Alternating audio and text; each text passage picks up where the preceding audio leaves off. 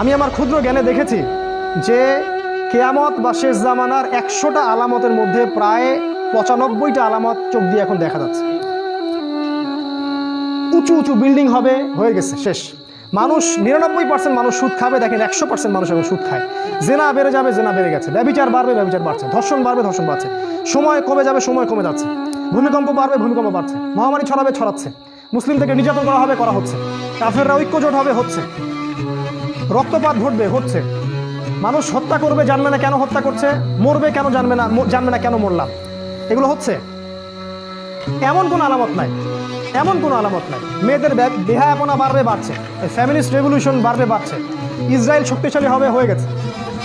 এবং ওদের জোট গঠিত হবে, আল্লাহ বলেছেন, সেটাও হয়ে গেছে। আর আমি আমার ক্ষুদ্র জ্ঞানে বলছি যে এমন কোনো আলামত আমি দেখছি না যেটা প্রায় এই 95টা আলামত 100টার মধ্যে এখন পাওয়া যায়। কয়েকটা পাওয়া যায় না, সেটা সামনে।